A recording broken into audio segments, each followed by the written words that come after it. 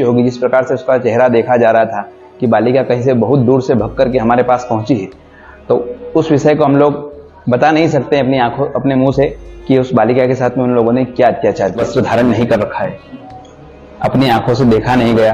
मैंने तुरंत, जैसे भी आप देख रहे हैं वीडियो में कि ऊपरी वस्त्र ही धारण कर रखा है, उसी प्रकार एक ऊपरी वस्त्र धारण कर रखा था। मैंने तुरंत अपना वस्त्र निकालकर उस बालिका को दिया जिससे उसने अपना शरीर ढका। फिर मैंने अपना वाहन रोक करके वहीं स्पॉट पर खड़े होकर के तुरंत ही उस बालिका से पूछा कि तुम्हारी दुर्दशा किसने की है। उसकी आंखें पूरी स्वेलिंग से भरी हुई थी, पाँव में पूरी ब्लीडिंग हो रही थी, आंखें उसकी बिल्कुल भरा रही थी, बार बार वह अपने शरीर से लड़खड़ा रही थी। मेरी आंखों से देखा नहीं गया। मैंने उससे पूछा कि बहन, आपकी हालत किसने करी है और कौन है तुम्हारे माता पिता, कहाँ है, तुम यहाँ किसके साथ आई हो, कब से इस क्षेत्र में हो। लेकिन वह बालिका अपनी ही भाषा में कुछ बोल रही थी जिसे मैं समझ नहीं पा रहा था। बार बार वह कुछ बोलने का प्रयास कर रही थी लेकिन मैं समझ नहीं पा रहा था। 2-3 बार मैंने पेन कापी भी उसके हाथ में दिया कि यदि मैं समझ नहीं पा रहा हूँ या तुम बोल नहीं पा रही हो तो इसमें लिख करके कुछ बताओ।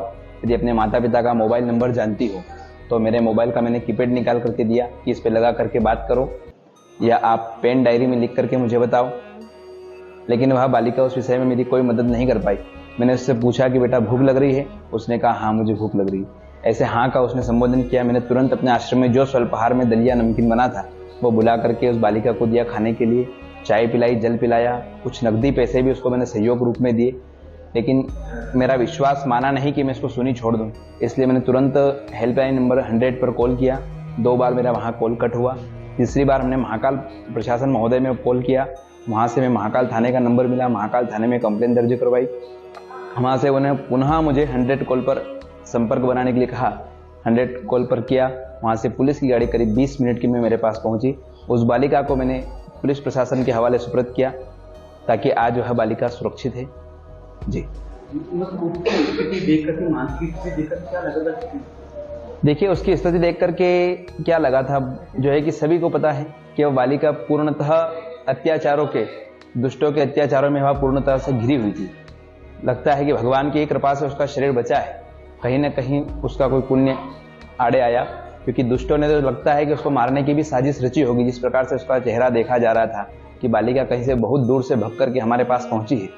तो उस विषय को हम लोग बता नहीं सकते अपनी आंखों अपने मुंह से कि उस बालिका के साथ में उन लोगों ने क्या अत्याचार किया था।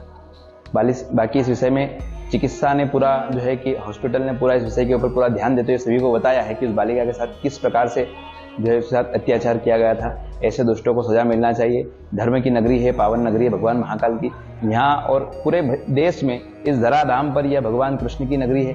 यहाँ किसी प्रकार का भी जो है कि ऐसा गलत कार्य करने वालों के लिए हमेशा मृत्युदंड ही तय होना चाहिए, क्योंकि आज पुलिस प्रशासन का भय लगता है लोगों में नहीं है। उसी के कारण तो आए दिन हम ऐसे केसेस देख रहे हैं। कुछ 4 महीने पहले भी हम लोगों ने सुना था और देखा भी था कि 4 साल की बच्ची के साथ भी ऐसा ही जो है कि द्युत कार्य देखने में हम लोगों के आया था।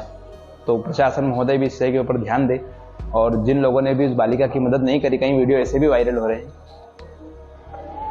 तो जो है कि जिन लोगों ने मदद नहीं करी उनको भी इस विषय के ऊपर ध्यान देना चाहिए और मदद करना चाहिए।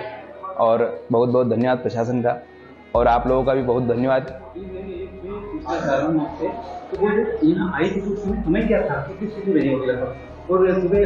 9:26 के समय मैंने उसको देखा था। इस आश्रम का नाम दंडी सेवा आश्रम है। मैं अपने आश्रम से बाहर कहीं जा रहा था इमरजेंसी में, मेरी गेट से 20 फीट की दूरी पर उस बालिका को मैंने उज्जैन की ओर आते हुए देखा।